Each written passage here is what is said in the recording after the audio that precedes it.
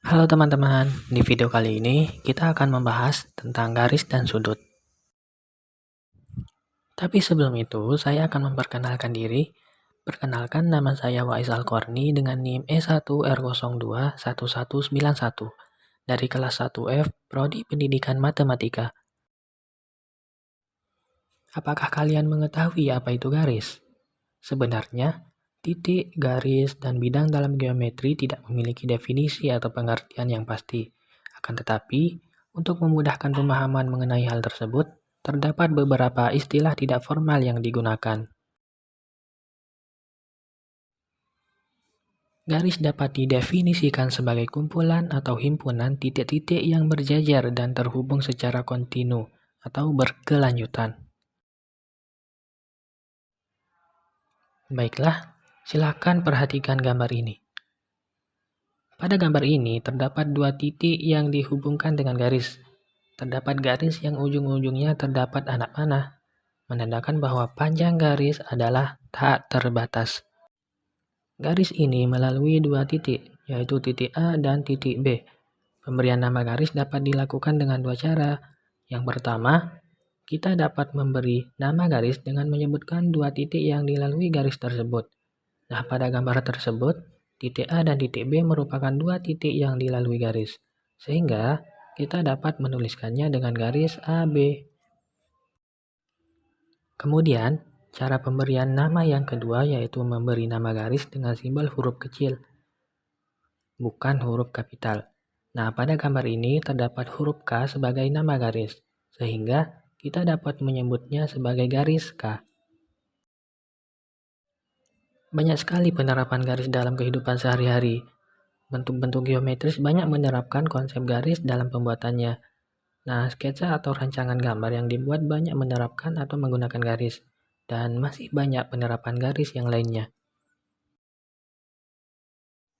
Terdapat 4 kedudukan yang dapat dibentuk oleh dua buah garis. Yang pertama, garis sejajar.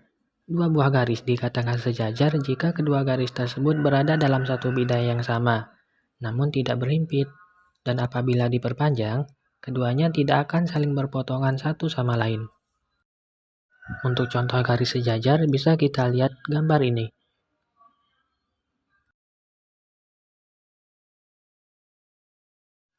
Yang kedua adalah garis berpotongan. Dua buah garis atau lebih dikatakan saling berpotongan jika keduanya memiliki suatu titik, di mana titik tersebut merupakan titik perpotongan antara garis satu dengan garis yang lainnya. Untuk contohnya, lihatlah gambar ini.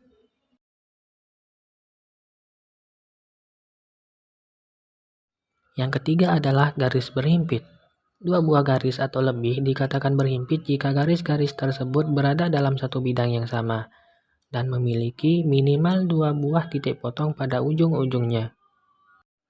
Contohnya, saat jarum jam menunjukkan pukul 12 tepat, maka kedua jarum jam tersebut akan saling berhimpit. Untuk contoh garis berhimpit, lihatlah gambar ini.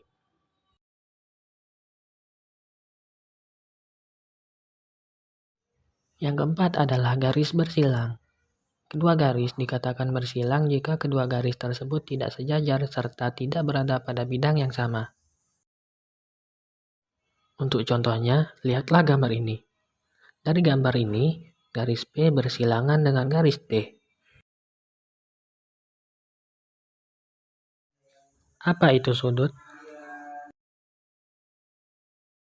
Sudut adalah suatu objek geometri yang tersusun dari dua sinar garis dengan dua pangkal sinar garis tersebut bertemu pada satu titik. Baiklah, kita akan melanjutkannya ke bagian-bagian pada suatu sudut. Yang pertama, kaki sudut. Kaki sudut adalah kedua garis yang saling membentuk titik potong. Dari gambar ini diketahui bahwa kaki sudutnya adalah AO dan BO. Yang kedua adalah titik sudut. Titik sudut adalah titik temu kedua garis yang berpotongan. Dari gambar ini diketahui bahwa titik sudutnya terletak pada titik O. Yang ketiga adalah daerah sudut. Daerah sudut adalah suatu ruang yang terdapat di area antara dua buah garis yang saling berpotongan. Dari gambar ini diketahui bahwa daerah sudut ditandai dengan daerah yang diarsir. Baiklah, kita akan membahas tentang jenis-jenis sudut. Jenis-jenis sudut itu ada 5. Yang pertama, sudut lancip. Yang kedua, sudut siku-siku. Yang ketiga, sudut tumpul. Yang keempat, sudut lurus. Dan yang terakhir adalah sudut refleks.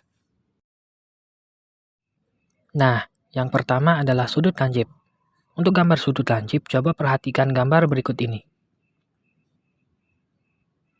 Nah, bisa disimpulkan, sudut lancip merupakan sudut dengan ukuran sudut antara 0 derajat sampai 90 derajat, atau bisa juga dikatakan kurang dari 90 derajat. Yang kedua adalah sudut siku-siku. Bisa diperhatikan gambar ini. Pada gambar ini terdapat sudut siku-siku. Nah, sudut siku-siku memiliki besar sudut 90 derajat. Yang ketiga adalah sudut tumpul. Nah, sudut tumpul merupakan salah satu jenis sudut dengan ukuran sudut lebih dari 90 derajat dan kurang dari 180 derajat. Untuk gambarnya bisa dilihat. Yang keempat adalah sudut lurus. Nah, gambar ini merupakan sudut lurus dengan besar sudut 180 derajat. Yang kelima adalah sudut refleks. Nah, gambar yang disajikan merupakan gambar sudut refleks. Sudut refleks memiliki sudut lebih dari 180 derajat dan kurang dari 360 derajat. Kita masuk ke hubungan antar sudut ya teman-teman. Nah, pembahasan yang pertama mengenai sudut berpelurus. Jika terdapat dua buah sudut yang saling berhimpitan serta saling membentuk sudut lurus, maka sudut yang satu akan menjadi sudut pelurus untuk sudut yang lainnya. Sehingga, kedua sudut tersebut dapat dikatakan sebagai sudut yang saling berpelurus. Yang kedua adalah sudut berpenyiku. Jika terdapat dua buah sudut yang membentuk sudut siku-siku, maka sudut yang satu akan menjadi penyiku untuk sudut lainnya. Sehingga, kedua sudut tersebut dapat dikatakan sebagai sudut yang saling berpenyiku. Nah, pembahasan yang selanjutnya adalah hubungan antar sudut dua garis sejajar. Pada gambar ini, terdapat 8 sudut yang masing-masing diberi nama sudut dengan kode A1, A2, A3, A4, B1, B2, B3, B4. Hubungan antar sudut dua garis sejajar yang pertama adalah sudut sahadap. Pada dasarnya, dua sudut dikatakan sahadap jika sudut-sudut tersebut menghadap ke arah yang sama. Besar dua sudut sahadap adalah sama. Contohnya, A1 dengan B1, A2 dengan B2, A3 dengan B3, dan A4 dengan B4.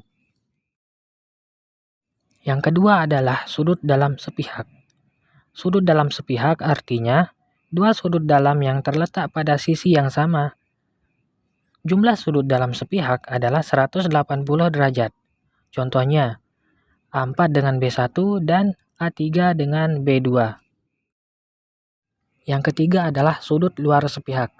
Sudut yang berada pada dua garis sejajar yang dipotong oleh sebuah garis dan berada pada sisi yang sama dari garis pemotong tersebut dan di luar garis sejajar tadi. Jumlah sudut luar sepihak adalah 180 derajat. Contohnya di sini, A1 dengan A4 dan A2 dengan B3. Yang keempat adalah sudut bertolak belakang. Sudut bertolak belakang menyatakan dua buah sudut yang posisinya saling bertolak belakang. Dua buah sudut yang saling bertolak belakang memiliki besar yang sama. Contohnya, A1 dengan A3, A2 dengan A4, B1 dengan B3, dan B2 dengan B4. Selanjutnya yang kelima adalah sudut dalam berseberangan. Dua sudut dikatakan saling dalam berseberangan jika sudut-sudut tersebut saling berseberangan dan terletak di antara dua garis yang sejajar. Besar sudut dalam berseberangan adalah sama. Contohnya A4 dengan B2 dan A3 dengan B1. Dan yang terakhir, yang keenam adalah sudut luar berseberangan. Dua sudut dikatakan saling luar berseberangan jika sudut-sudut tersebut saling berseberangan dan terletak di sisi luar dari dua garis yang sejajar. Besar sudut luar berseberangan adalah sama. Contohnya A1 dengan B3 dan A2 dengan B4. Baiklah, kita akan masuk ke contoh soal garis dan sudut ya teman-teman. Tentukan hubungan antar sudut berdasarkan gambar di samping. Nah, saya akan menjawab yang pertama aja ya teman-teman. Sudut A1 dengan sudut B3. Nah, A1 dengan B3 adalah sudut luar berseberangan. Kenapa sudut luar berseberangan? Karena sudut-sudut tersebut saling berseberangan dan terletak di sisi luar dari dua garis yang sejajar. Untuk contoh soal berikutnya, tulis di kolom komentar ya teman-teman. Soal yang selanjutnya adalah, jika besar sudut A3 sama dengan 105 derajat, berapa besar sudut B2?